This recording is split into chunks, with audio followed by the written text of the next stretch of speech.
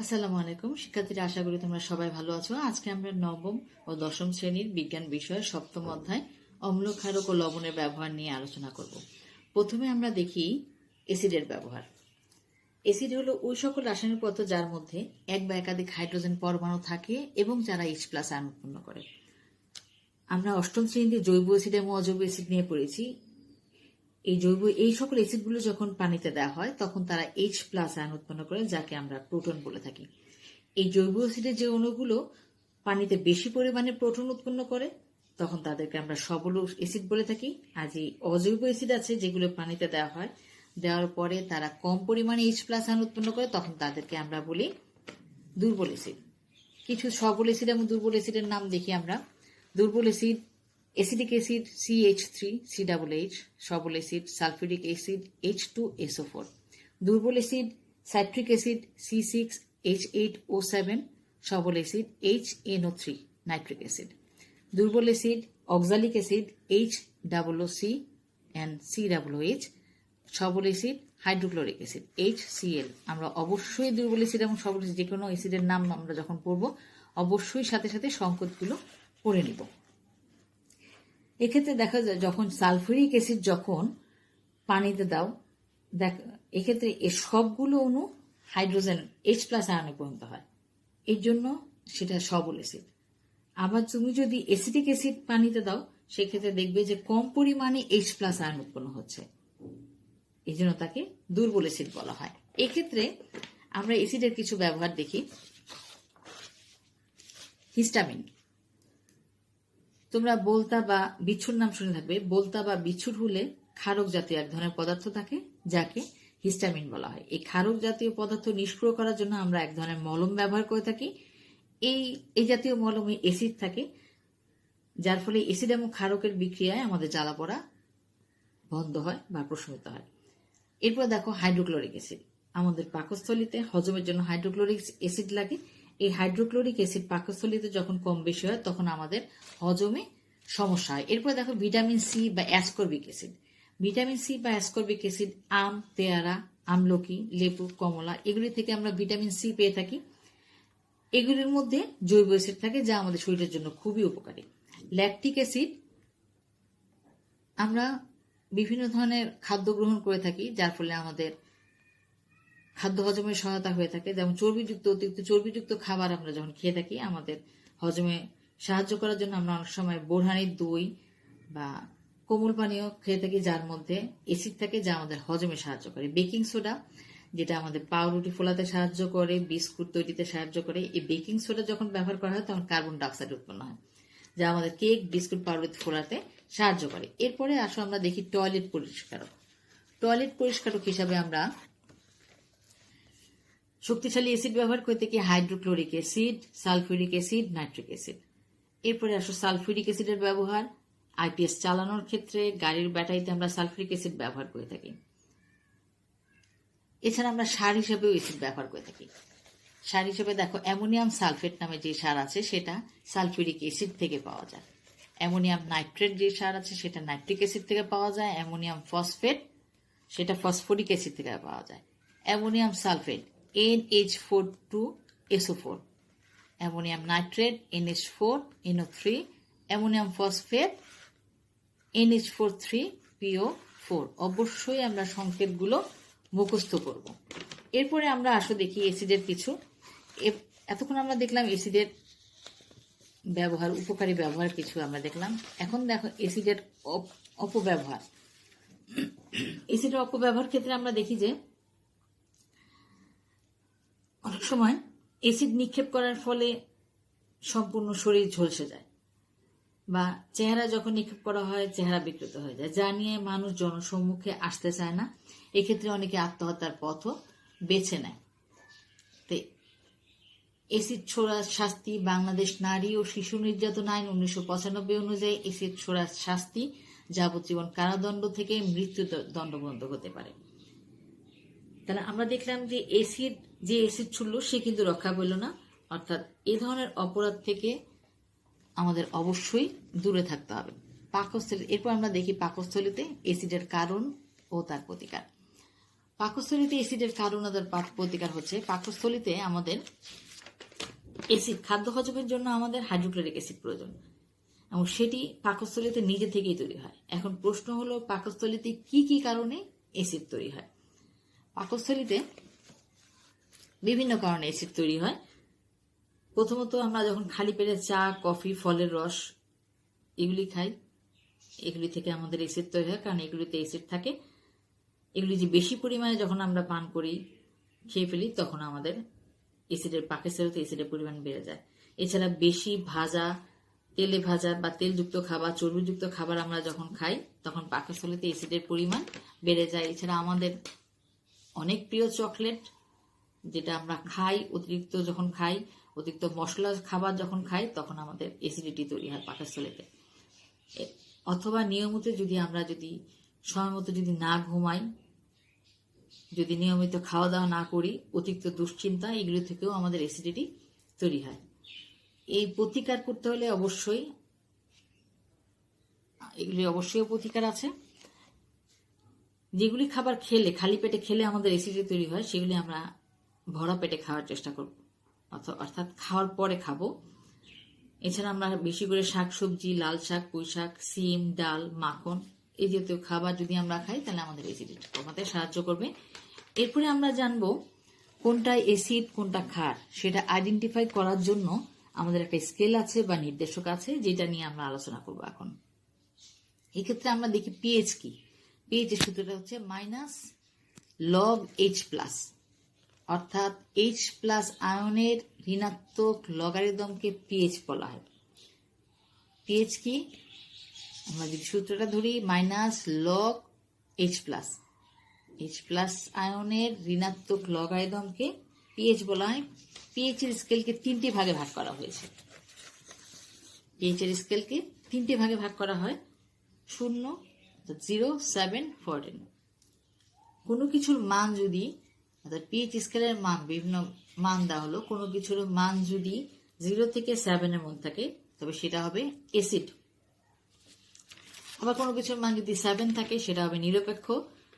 কোনো কিছুর মান যদি, সেটা অ্যাসিড বা ক্ষারক হোক, যেটার মান হবে, যে কোনো একটা পদার্থের মান যদি, বস্তুর মান যদি 7 থেকে 14 এর মধ্যে হয়, সেটা হবে ক্ষারীয়। এখন ধরে নিই তোমরা যদি পানি নাও, সেটার মান যদি 7 হয়, যদি পানির মান যদি 7 হয়, তাহলে সে পানিটা হবে নিরপেক্ষ।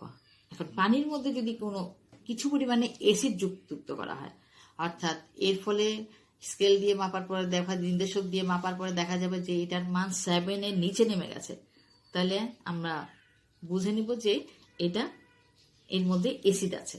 আর যদি পানির মধ্যে কিছু ক্ষার যোগ করা হয়, তা ক্ষারের মান যদি, সেটার মান যদি 7 এর উপরে উঠে যায়, তবে সেটা হবে ক্ষারীয়। তাহলে পিএইচ স্কেল দিয়ে আমরা অ্যাসিড এবং ক্ষারের মান নির্ণয় করতে পারি। কিছু কিছু মান, পিএইচ স্কেলের মান তোমাদের দেওয়া হলো, দেখো। ধমনীতে রক্তের পিএইচ 7.4। খাদ্য হজমের ক্ষেত্রে পিএইচ 2, মাটির পিএইচ 4 থেকে 8, ত্বকের পিএইচ 4 থেকে 6, নবজাতক শিশুর পিএইচ হচ্ছে 7। এক্ষেত্রে রক্তের পিএইচ 7.4, অর্থাৎ এটা ক্ষার ধর্মী। এর সামান্য যদি হেরফের হয়, এই পিএইচ এর সামান্য যদি হেরফের হয়, তাহলে আমাদের মৃত্যু পর্যন্ত হতে পারে। খাদ্য হজমের পিএইচ 2, এর মান যদি 0.5 পরিমাণও কমে যায়, তাহলে আমাদের বদহজম তৈরি হয়। মাটির পিএইচ হচ্ছে 4 থেকে 8, অর্থাৎ মাটির পিএইচ যদি 4 থেকে 8 এর মধ্যে মাটির পিএইচ যদি 7 এর কিছু বেশি হয়, তাহলে আমরা ধরে নিব সেটার মধ্যে ক্ষার আছে, অর্থাৎ মাটি ক্ষারীয় হয়ে যাবে বেশি। অর্থাৎ এর মধ্যে যদি পিএইচ এর মান 7 এর যদি বেশি হয়ে যায়, তাহলে তার মধ্যে খুব বেশি ক্ষারীয় হয়ে যাবে, যা মাটির উর্বরতা নষ্ট করবে। এক্ষেত্রে মাটির পিএইচ আমরা যদি ধরে নিই 9.5 বা 8 হয়ে যায়, তাহলে সেক্ষেত্রে মাটির উর্বরতা নষ্ট হয়ে যায়। ত্বকের পিএইচ 4 থেকে 6, ত্বকের পিএইচ হচ্ছে 4 থেকে 6। আমরা যে সমস্ত প্রসাধন সামগ্রী ব্যবহার করে থাকি, তার গায়ে লেখা থাকে যে পিএইচ মানটা লেখা থাকে 5.5 বা 4.5। সেটা আমাদের ত্বকের অনুযায়ী লেখা থাকে, যে পিএইচ অনুযায়ী লেখা থাকে। এক্ষেত্রে যদি পিএইচ এর মান যদি বেশি হয় বা কম হয়, সেক্ষেত্রে আমাদের ত্বকে নানা ধরনের সমস্যা দেখা দেয়। নবজাতক শিশুর পিএইচ হচ্ছে 7। আমরা বড়রা যে সমস্ত প্রসাধন সামগ্রী ব্যবহার করে থাকি, এক্ষেত্রে ছোটরা ব্যবহার করতে পারবে না, কারণ তাদের ত্বক খুব সেন্সিটিভ। কাজেই তাদের ত্বক অনুযায়ী তাদের সেই লোশন বা সেই প্রসাধন সামগ্রী ব্যবহার করতে হবে। তাহলে আজকে আমরা অ্যাসিডের ব্যবহার শিখলাম, কিছু অ্যাসিডের নাম শিখলাম, কিছু অ্যাসিডের অপব্যবহার শিখলাম, সার হিসেবে অ্যাসিডের ব্যবহার শিখলাম, পিএইচ শিখলাম, পিএইচ কি ধরনের বিভিন্ন পিএইচ স্কেলের মান আমরা শিখলাম। ক্ষারক হলো সেই সকল রাসায়নিক পদার্থ যাদের মধ্যে অক্সিজেন ও হাইড্রোজেন পরমাণু থাকে এবং যারা পানিতে হাইড্রোক্সিল আয়ন উৎপন্ন করে, অর্থাৎ OH- আয়ন উৎপন্ন করে, যেমন ক্যালসিয়াম অক্সাইড, সোডিয়াম হাইড্রোক্সাইড, অর্থাৎ CaO calcium oxide, NaOH sodium hydroxide. যখন কোনো ধাতুর সাথে অক্সিজেন যুক্ত হয় তখন আমরা তাকে ধাতব অক্সাইড বলি, যেমন ক্যালসিয়াম অক্সাইড। আবার যখন কোনো ধাতুর সাথে হাইড্রোক্সিল মূলক যুক্ত হয় তখন তাকে আমরা ধাতব হাইড্রোক্সাইড বলে থাকি, যেমন সোডিয়াম হাইড্রোক্সাইড। অর্থাৎ ধাতব অক্সাইড ও হাইড্রোক্সাইড সমূহ হলো ক্ষারক। আবার বলি, ধাতব অক্সাইড ও হাইড্রোক্সাইড সমূহ হলো ক্ষারক। এক্ষেত্রে আমরা ক্ষারকের বিভিন্ন ব্যবহার দেখি একটু। Zinc carbonate, ZnCO3। আমরা অনেক সময় পিঁপড়া বা মৌমাছির কামড় খেয়েছি। এই পিঁপড়া বা মৌমাছির হুলে এক ধরনের অ্যাসিড থাকে যাকে ফর্মিক অ্যাসিড বলা হয়। আবার মৌমাছির হুলে মেলিটিন ও অ্যাপামিন নামক এক ধরনের অ্যাসিড নিঃসৃত হয়। মৌমাছির হুলে মেলিটিন ও অ্যাপামিন নামক এক ধরনের অ্যাসিড নিঃসৃত হয়। এগুলিকে প্রশমিত করার জন্য আমরা লোশন বা বেকিং সোডা ব্যবহার করে থাকি। এই লোশন বা বেকিং সোডার একটা উপাদান হচ্ছে জিঙ্ক কার্বনেট। অর্থাৎ এক্ষেত্রে অ্যাসিড ও ক্ষার মিলে এই ধরনের জ্বালা পোড়া প্রশমিত হয়ে থাকে। এরপরে আমরা দেখি চুন, calcium oxide, milk of lime, calcium hydroxide, চুনা পাথর, CaCO3 ক্যালসিয়াম কার্বনেট। অর্থাৎ calcium oxide, calcium hydroxide, calcium carbonate, এগুলি সাধারণত আমরা ফসল ফলাদি বা পরিষ্কারক হিসাবে ব্যবহার করে থাকি। এরপরে আসো ammonium hydroxide, NH4OH ammonium hydroxide. আমরা যখন খাদ্য গ্রহণ করে থাকি তখন এই খাদ্যকণা আমাদের দাঁতের ফাঁকে লেগে থাকে, ফলে অ্যাসিডিটি তৈরি হয়। এর ফলে আমরা যখন পেস্ট দিয়ে দাঁত ব্রাশ করি, এই পেস্টের মধ্যেই থাকে অ্যামোনিয়াম হাইড্রোক্সাইড। কাজে অ্যামোনিয়াম হাইড্রোক্সাইড একদিকে যেমন ক্ষারক হিসেবে কাজ করে, অন্যদিকে এটি অ্যাসিডিটি দূর করতে সাহায্য করে। এরপরে আসো অ্যান্টাসিড, যার মধ্যে ম্যাগনেসিয়াম হাইড্রোক্সাইড আছে, অ্যালুমিনিয়াম হাইড্রোক্সাইড আছে। ম্যাগনেসিয়াম হাইড্রোক্সাইড আছে অর্থাৎ MgOH2, অ্যালুমিনিয়াম হাইড্রোক্সাইড AlOH3। এই আমাদের পেটে যখন অ্যাসিডিটি হয় তখন আমরা অ্যান্টাসিড জাতীয় ওষুধ খেয়ে থাকি, যার মধ্যে ম্যাগনেসিয়াম হাইড্রোক্সাইড আছে এবং অ্যালুমিনিয়াম হাইড্রোক্সাইড আছে, যা আমাদের অ্যাসিডিটি দূর করতে সাহায্য করে। অর্থাৎ অ্যান্টাসিডের মধ্যে আছে ম্যাগনেসিয়াম হাইড্রোক্সাইড ও অ্যালুমিনিয়াম হাইড্রোক্সাইড। এরপরে আমরা দেখি নির্দেশক। ক্ষারক, গত ক্লাসে আমরা পিএইচ স্কেল সম্পর্কে পড়েছি, অর্থাৎ পিএইচ স্কেলের সাহায্যে আমরা ক্ষারক আইডেন্টিফাই করতে পারি। এই পিএইচ স্কেল ছাড়াও আমরা অন্যভাবে অন্য নির্দেশকের সাহায্যে ক্ষারক নির্ণয় করতে পারি। যেমন লিটমাস কাগজকে যখন ক্ষারের মধ্যে দেওয়া হয় তখন সেটা অন্য বর্ণ ধারণ করে। যেমন লিটমাস কাগজের কালার হচ্ছে লাল, এর মধ্যে যদি ক্ষারক যোগ করা হয় তাহলে সেটা নীল বর্ণের হয়ে যাবে। একইভাবে মিথাইল অরেঞ্জ কমলা রঙের, একে যখন ক্ষারক যোগ করা হয় তখন হলুদ হয়ে যাবে। মিথাইল রেড, বুঝতেই পারছো রেড, অর্থাৎ এটার কালারটাই হচ্ছে রেড, লাল। একে যখন ক্ষারক যুক্ত করা হয় তখন হলুদ বর্ণের হয়ে যাবে। ফেনপথলিন বর্ণহীন, যখন একে ক্ষারকে যুক্ত করা হয় সেটা গোলাপি রঙের হয়ে যাবে। এরপরে আমরা দেখি, এখন আমরা নির্দেশক সম্পর্কে জানলাম। এরপরে আমরা দেখি যে ক্ষারক যখন পানির মধ্যে আয়নিত করা হয়, কিছু কিছু ক্ষারক আছে যেগুলো পানির মধ্যে আয়নিত করলে কি হয় দেখো। যেমন সোডিয়াম হাইড্রোক্সাইড যখন পানির মধ্যে দিবা তখন দেখো সোডিয়াম Na+OH- আয়ন উৎপন্ন করবে। যেহেতু সোডিয়াম হাইড্রোক্সাইড ক্ষারক, সেহেতু এটা পানিতে OH- আয়ন উৎপন্ন করবে। একইভাবে পটাশিয়াম হাইড্রোক্সাইড যখন পানিতে আয়নিত করবা, সেক্ষেত্রে সেটা K+OH- আয়ন উৎপন্ন করবে। অ্যামোনিয়াম হাইড্রোক্সাইড পানিতে যখন আয়নিত করা হবে, তখন সেটা NH4+OH- আয়ন উৎপন্ন করবে। এক্ষেত্রে দেখা যায় যে প্রতিটা ক্ষেত্রেই OH- আয়ন উৎপন্ন হচ্ছে, অর্থাৎ এটা জলীয় দ্রবণে OH- আয়ন উৎপন্ন করে। ক্ষারক জলীয় দ্রবণে OH- আয়ন উৎপন্ন করে। গত ক্লাসে আমরা দেখলাম যে অ্যাসিডকে যখন আয়নিত করা হয় জলীয় দ্রবণে, সেটা H+ আয়ন উৎপন্ন করে, আর এক্ষেত্রে ক্ষারকের ক্ষেত্রে OH- আয়ন উৎপন্ন করে।